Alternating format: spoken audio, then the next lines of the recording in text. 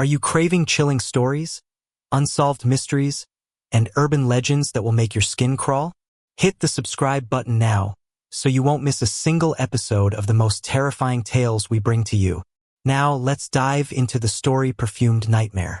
The summer air in Oakhaven was thick with the scent of blooming honeysuckle and freshly cut grass, a pastoral symphony that usually lulled its residents into a state of contented complacency. But this particular summer, an unsettling discord had begun to hum beneath the surface, a subtle shift in the town's quiet rhythm. It began, as many stories do, with a seemingly innocuous detail: a perfume. Alara Vance was, in many ways, the embodiment of Oakhaven's innocence. 16 years old, with a cascade of fiery red hair and eyes the color of a summer sky, she was a diligent student, a kind friend, and a beloved daughter. Her life was a tapestry woven with school dances, late-night study sessions, and weekend hikes with her best friend, Chloe.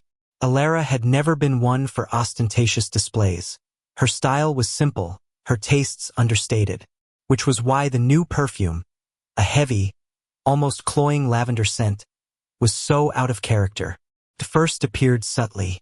Chloe noticed it during a study session at Alara's house, a faint, sweet aroma that mingled oddly with the scent of old books and warm tea. "New perfume, Alara?" Chloe had asked, wrinkling her nose playfully. Alara had looked genuinely puzzled. "Perfume? No, I haven't bought anything new. Maybe it's Mom's."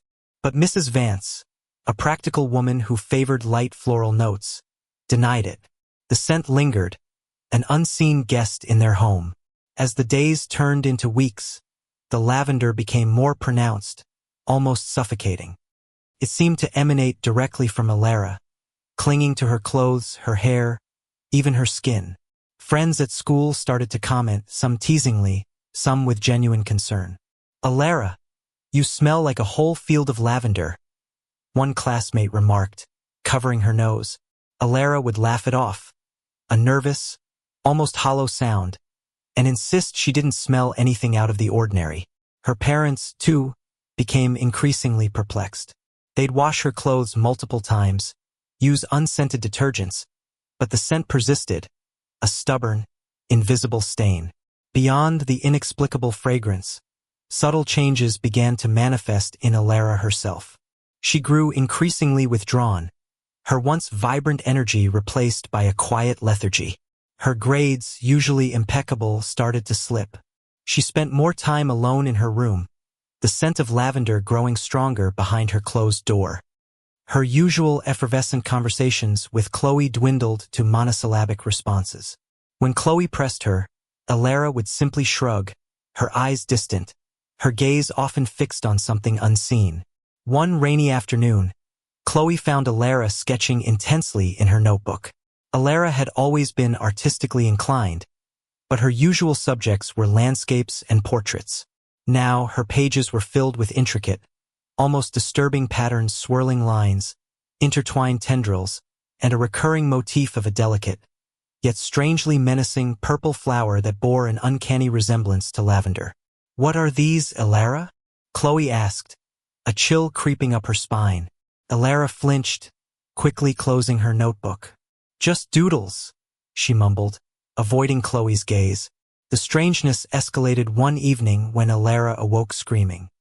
Her parents rushed into her room, finding her thrashing in bed, her eyes wide with terror, the lavender scent in the room now so potent it made them dizzy. "The whispers!" she gasped, tears streaming down her face.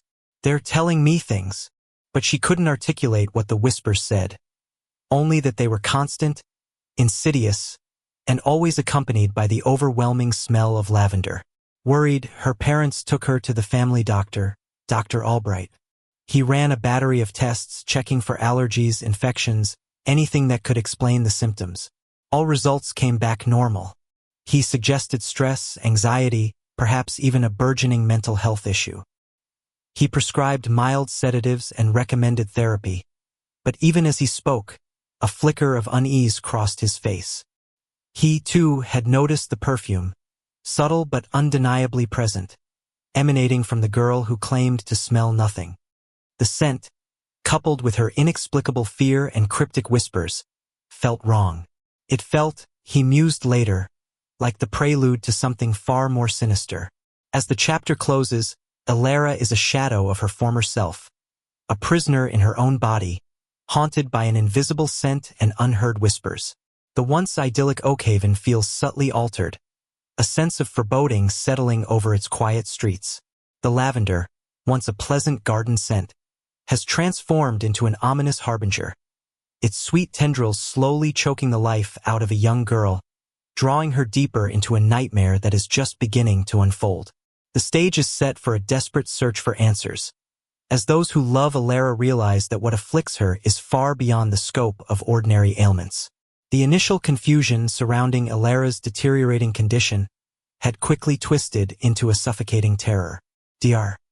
Albright's casual diagnosis of stress and anxiety rang hollow, especially to Chloe, who had known Alara since they were children.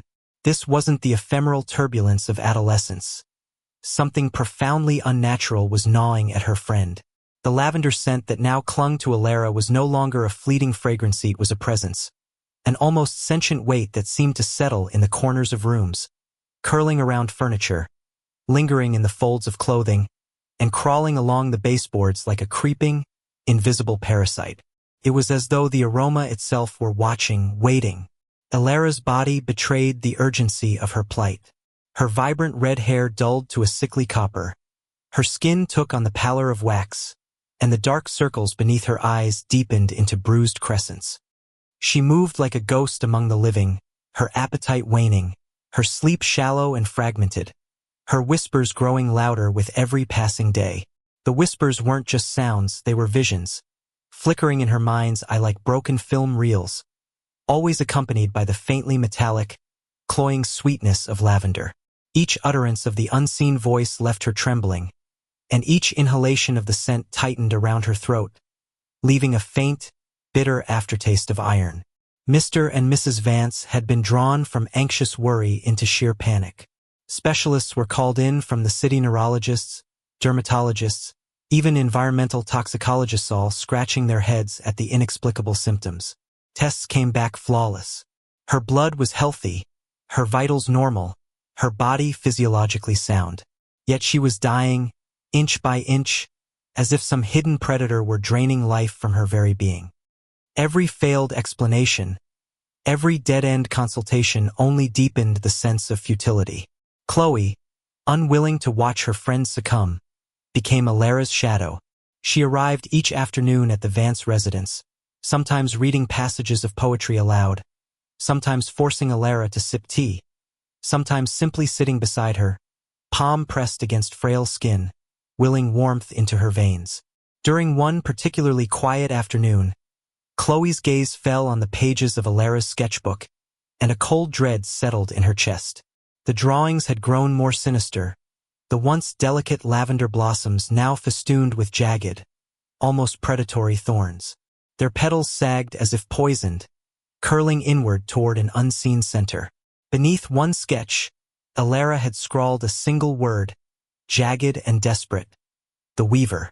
When Alara spoke of the whispers aloud, Chloe shivered. They were more than sounds, they were fleeting images, impossible to hold, flashing in her friend's mind in twisted fragments. An old, decrepit house on the outskirts of Oakhaven. A shadowed figure, weaving something intricate, something alive with intention. A low, persistent hum that resonated unnaturally with the perfume. Chloe's memory prickled. She recalled a local legend, hushed conversations from childhood. At the far edge of town stood an abandoned mill, decayed and rotting, called the Weaver's Den, a place long whispered about but avoided.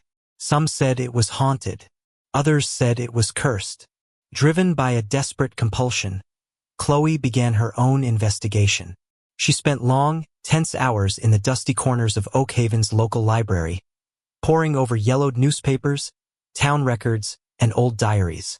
The town's history, long cloaked in mundane explanations, began to hint at something darker. An obscure article from the 1950s chronicled the mysterious disappearances of young women, all last seen wearing lavender-scented scarves.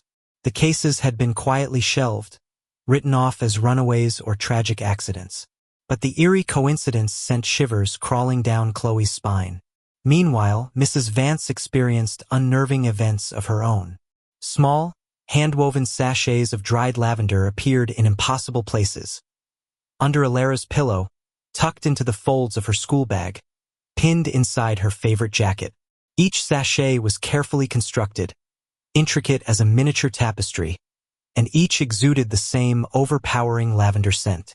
When confronted, Alara's wide, frightened eyes betrayed no understanding. The sachets had not been there before. They had not been planted. Yet they had manifested, as if by some deliberate, malevolent will. One night, the perfume became nearly unbearable. Mr. Vance, normally stoic and rational, felt an oppressive weight pressing against his chest, his stomach twisting into nausea. He opened Alara's bedroom window, hoping for relief, but the scent refused to leave. His eyes caught something strange, a faint, iridescent dust coating Alara's hair and clothing, catching the silver of moonlight like a spectral shimmer. It clung with an unnatural persistence, as if absorbing into her very being. The rational mind struggled to comprehend. The lavender was no longer a mere scent. It was an invading entity, seeping into life itself. Desperation drove Chloe to reveal her discoveries. The mill, the old disappearances, and the whispered legend of the weaver. Initially skeptical, Mr. and Mrs. Vance were forced to consider what they had previously dismissed. Rational explanations had utterly failed. The notion of a local legend, long buried in the collective memory of Oakhaven, now carried more weight than conventional medicine. By nightfall, the situation had reached a fever pitch. Alara lay on her bed, barely conscious, her breath shallow and ragged. Her pulse was faint, fluttering like a trapped bird's wings. The lavender had turned into a tangible, almost suffocating force, its sweet fragrance now laced with a metallic, nauseating undertone that stung the eyes and throat. Chloe, clutching her notebooks and research, pressed her findings into the hands of the Vances. They could no longer ignore the truth. Alara's life was being drained by forces they could not comprehend. Outside, the weaver's den loomed against the twilight like a silent predator. Its broken windows and rotting timbers, a dark silhouette promising secrets too horrific to name. The faint outline of machinery, cobwebs strung like ceremonial threads, and shadows that seemed to move with intelligence haunted its skeletal frame. The moment had arrived where science and reason could no longer intervene. What lay ahead demanded confrontation with the unholy and the arcane. Time was slipping. The scent that heralded death clung to the air and to Alara's weakening form. Every second that passed brought her closer to being consumed entirely by the perfumed nightmare. Chloe looked at her friend, frail and gasping, and felt a surge of cold resolve.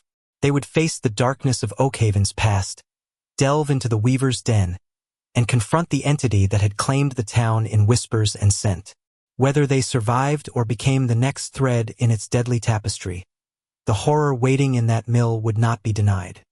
The perfumed nightmare had begun, and it would not relent until it had claimed its due. The urgency in Alara's deteriorating condition propelled Chloe and the Vances towards the abandoned mill, the weaver's den, with a terrifying sense of purpose. The structure, perched precariously on the edge of a dense, overgrown forest, had always been a local landmark, a relic of Oakhaven's forgotten industrial past. Now, under the looming threat to Alara's life, it seemed to pulse with a malevolent energy, its broken windows like vacant eyes staring into the darkening landscape. Equipped with flashlights, a crowbar, and a growing sense of dread, they cautiously approached the mill.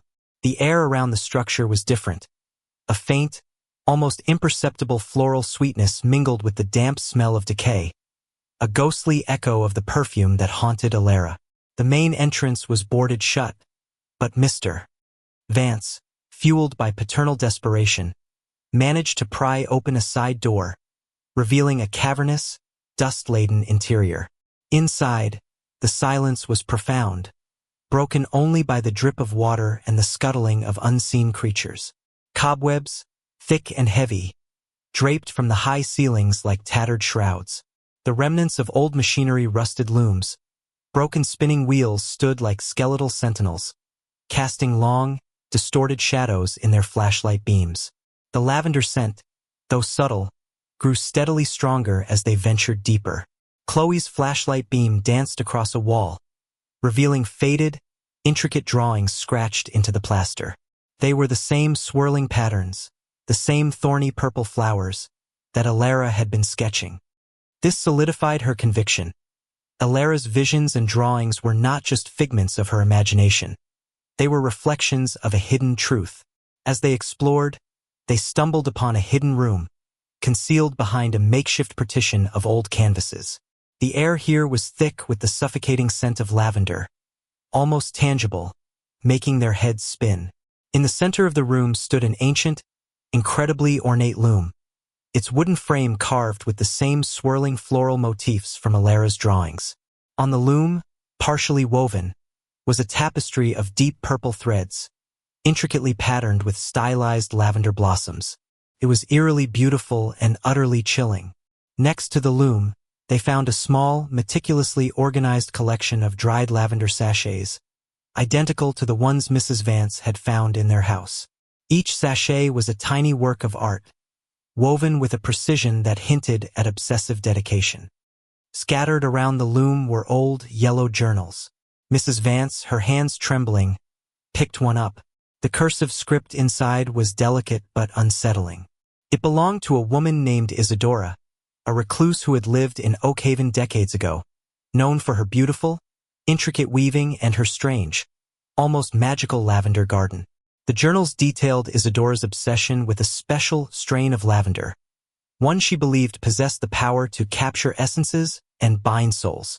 She wrote of a ritual, a delicate weaving process, where the victim's essence, particularly their vitality and life force, would be slowly drawn into the lavender threads, transforming into a beautiful, yet deadly, tapestry.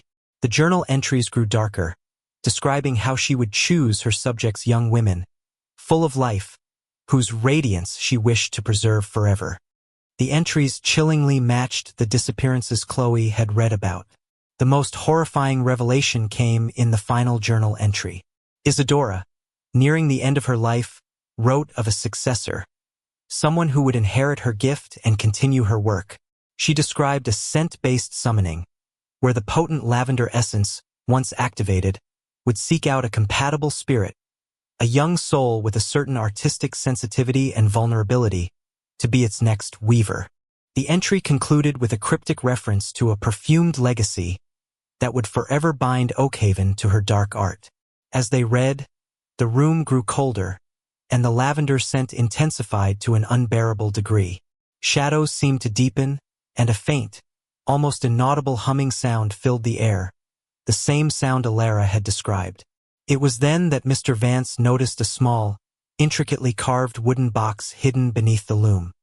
Inside, nestled on a bed of dried lavender, was a delicate, almost ethereal purple locket. It was pulsating with a faint, internal light and radiating the potent lavender scent. As Mrs. Vance reached for it, a sudden gust of cold air swept through the room, extinguishing their flashlights. Panic seized them. In the sudden darkness, the humming grew louder, more insistent, and the scent became suffocating. They could hear faint whispers, not unlike Alara's, but multiplied, ethereal, and chillingly seductive. As the flashlights flickered back on, they saw something that made their blood run cold. The purple tapestry on the loom seemed to glow with an inner light, and the woven lavender blossoms appeared to pulse, almost as if they were alive. The chapter ends with the terrifying realization that Isadora's legacy is not just a myth but a living, breathing horror. Alara is not just sick. She is being drawn into an ancient, dark ritual. The mill, the weaver's den, is not just an abandoned building but a trap, a nexus of malevolent energy. The locket, pulsating with dark energy, reveals itself as the source, the conduit, of the perfumed nightmare.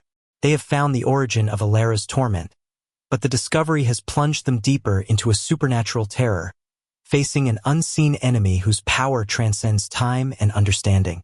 The desperate race against time has transformed into a confrontation with a legacy of evil. The discovery in the Weaver's den plunged Chloe and the Vances into a chilling new reality. The scientific explanations for Alara's illness had evaporated, replaced by the horrifying truth of Isadora's perfumed legacy. The purple locket, radiating its potent lavender scent, was the key, the conduit through which Alara's life force was being siphoned away.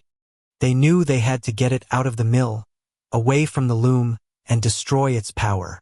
Back at home, with Alara barely clinging to life, the Vances and Chloe huddled together, the weight of their discovery pressing down on them.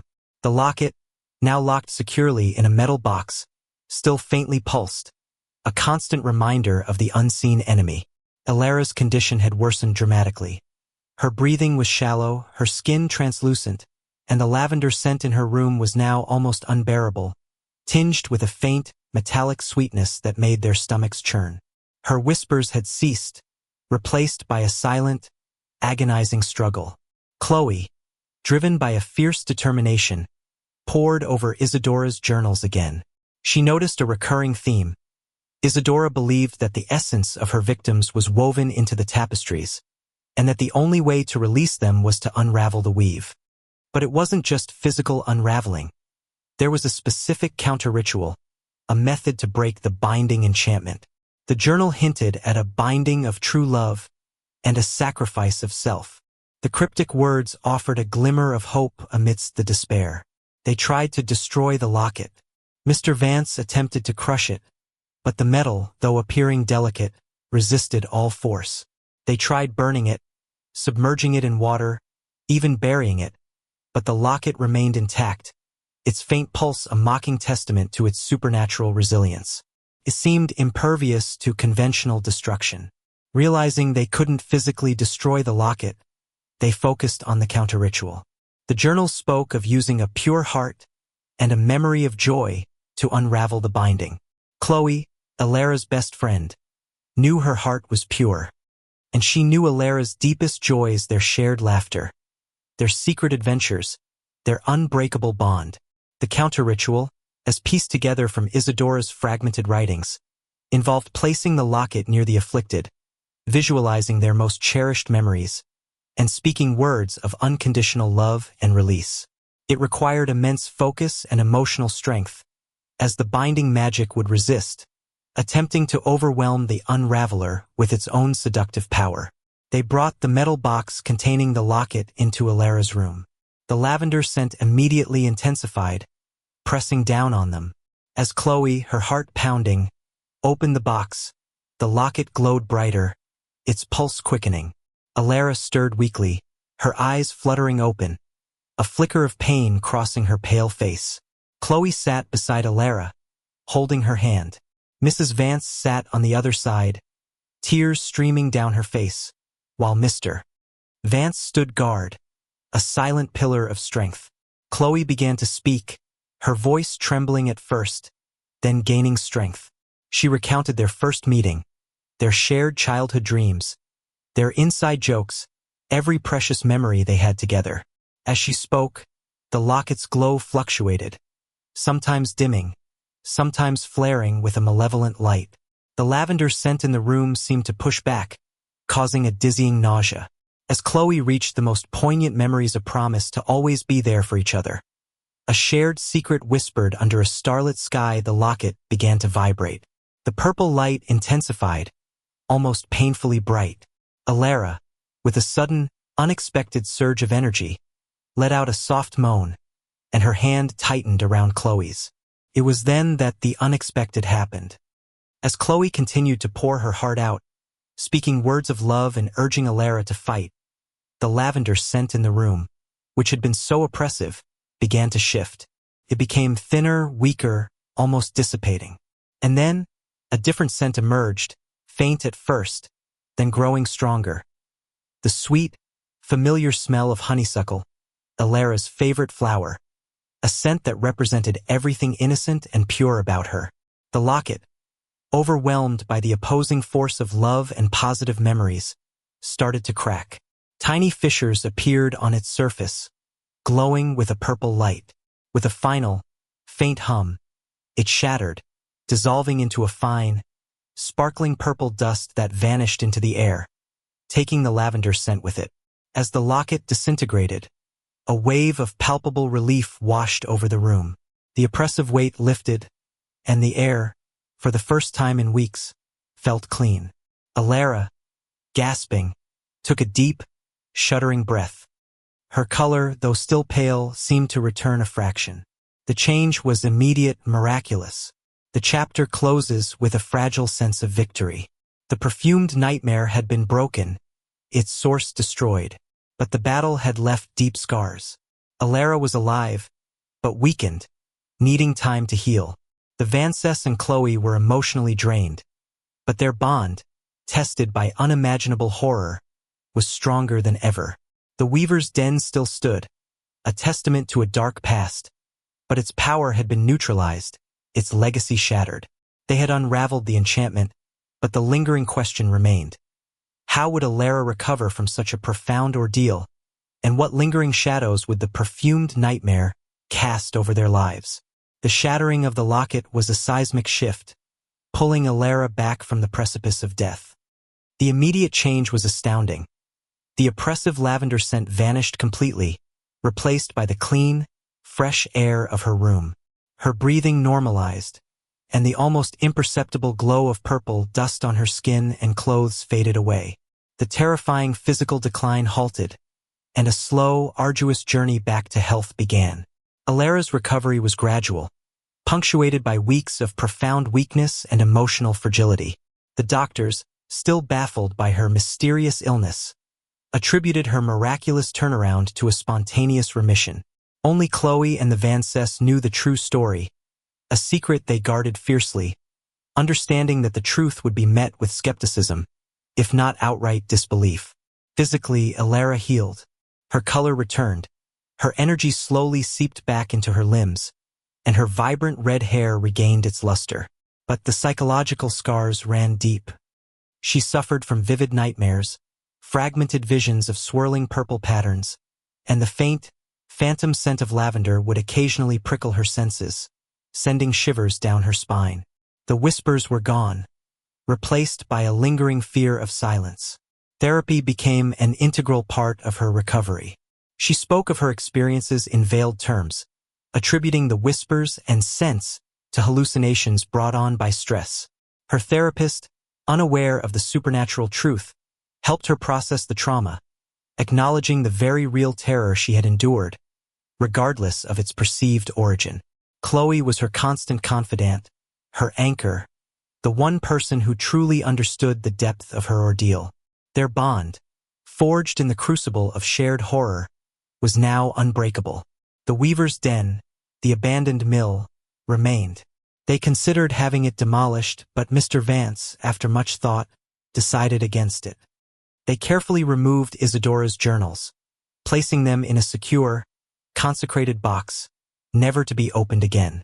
The loom, they left untouched, a silent monument to a dark history. They reasoned that the source of the evil, the locket, had been destroyed, and the mill, without its power source, was just an empty shell. They hired a local construction crew to seal off the hidden room completely, ensuring no one would ever stumble upon its secrets again. The forest around it seemed to breathe a sigh of relief, its shadows a little less menacing.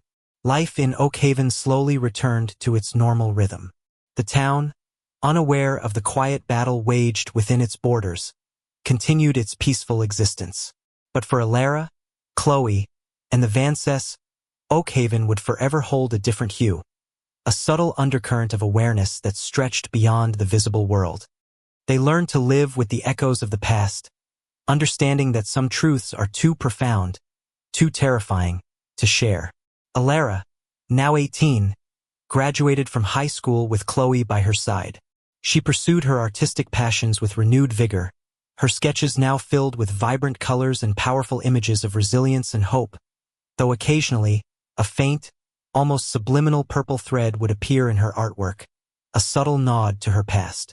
She learned to embrace her unique sensitivity, understanding that it had not only made her vulnerable, but also incredibly strong. The experience had, in a strange way, transformed her. She became more empathetic, more attuned to the hidden struggles of others. She found a quiet strength she never knew she possessed, a deep well of resilience forged in the fires of a nightmare. She never forgot the fear, the confusion, or the horrifying sensation of her life slowly being drained away. But she also never forgot the love that pulled her back, the unwavering support of her family and her best friend. Years passed. Alara went to college, studied art, and eventually became a respected artist, known for her ability to capture the raw beauty and quiet struggles of the human spirit.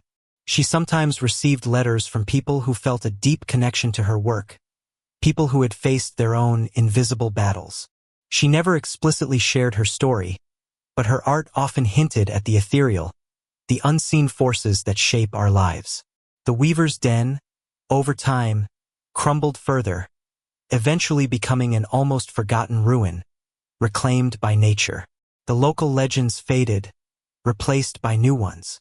But for Alara, the occasional scent of lavender, even in a harmless bouquet, would always bring a moment of quiet reflection, a reminder of the perfumed nightmare that almost claimed her, and the powerful love that brought her back.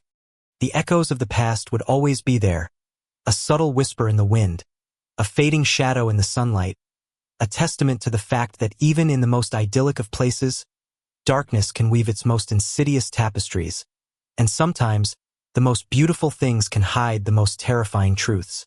Alara's story became a silent, unspoken promise. To live each day fully, to cherish the beauty, and to always remember that even in the darkest of times, love is the most potent unraveler of all.